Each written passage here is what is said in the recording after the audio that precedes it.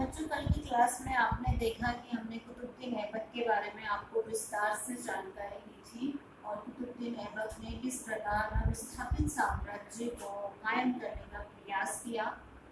कुतुबुद्दीन ऐबक की मृत्यु के पश्चात उसका पुत्र आराम शाह गद्दी पर बैठा, लेकिन जैसा कि नाम से ही विदित है कि वो आराम फरमाने वाला था और आराम फरमाने के कारण कुतुबुद्दीन ऐबक के द्वारा खरीदा गए एक और दास इल्तुतमिश के द्वारा लाहौर में सेना सहित प्रस्थान किया गया। आराम शाह को परास्त किया गया और उसे जो है परास्त करके और इल्तुतमिश द्वारा सत्ता अपने हाथ में ग्रहण की गई।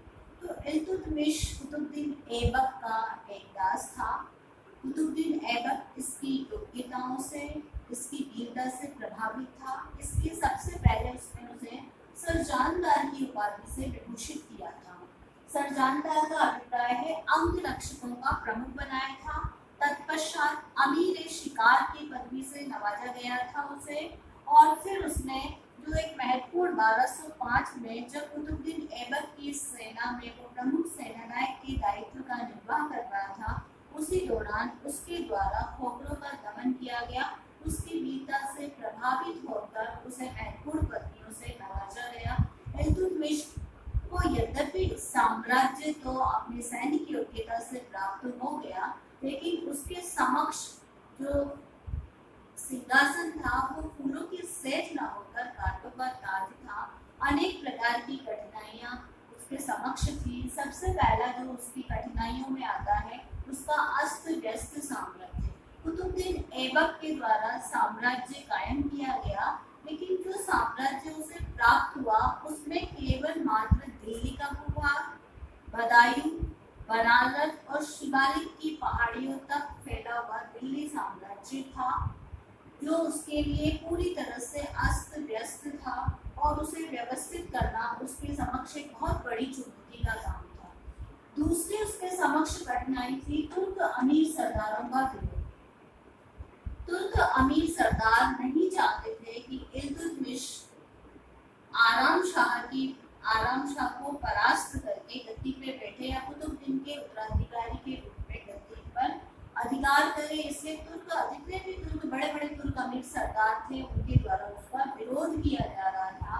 तीसरा जो उसके समक्ष कठिनाई थी, यल्दौज का पुनः शक्तिशाली होना।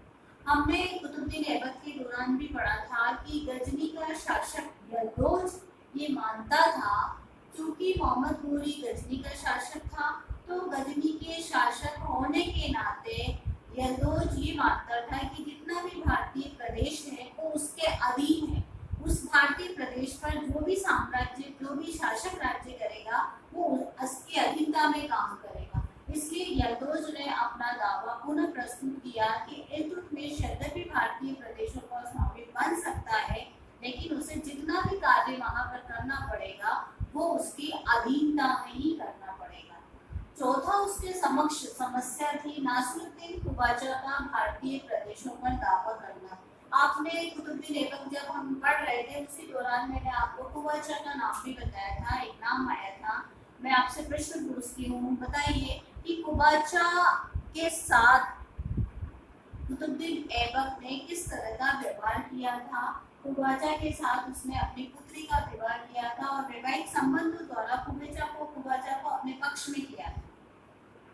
ये सिंध और मुल्तान का हाकिम था और इसी समय सिंध और मुल्तान के हाकिम के द्वारा जो दिल्ली साम्राज्य अस्त व्यस्त था, आराम शाह के पश्चात उस पर उसके द्वारा भी दावा प्रस्तुत किया गया कि मैं भी इस प्रदेशों पर अधिकार स्थापित कर सकता हूँ। इसलिए भी उसने भी अपनी स्वतंत्रता की घोषणा कर दी। पांचवा हम देखते हैं बंगाल में अली मर्दान की स्वतंत्रता। बंगाल का शासक अली मर्दान था।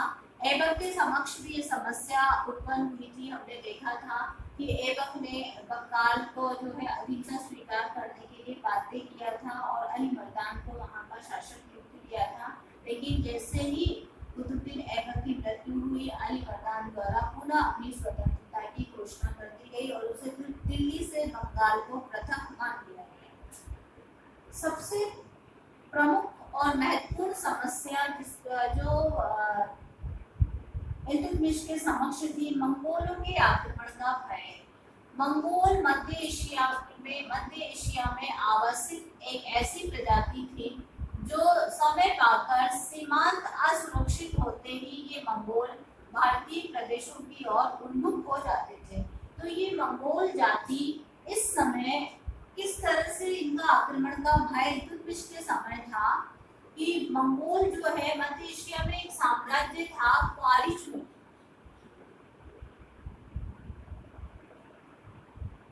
यहाँ का ख्वारिज में के जो शासक होते थे वो शाह कहलाते थे। तो मंगोलों ने जो ख्वारिज में के साम्राज्य को तहस नहस कर दिया और यहाँ का जो उत्तराधिकारी था जलालुद्दीन वो भाग कर भारत आ गया। उसका पीछा करते करते मंगोल भी लाहौर तक आ गए थे। तो लाहौर तक आने के पश्चात इल्तुतमिश के समक्ष ये समस्या थी कि जो है जलालुद्दीन मकबरनी और उसके पीछे पीछे जो है मंगोल साम्राज्य के लिए एक समस्या बने हुए थे। इनसे निजात किस प्रकार प्राप्त की जाए। इन सब समस्याओं के बाद एक और समस्या उसके सम्मुख थी, दास्ता से मुक्त न होना।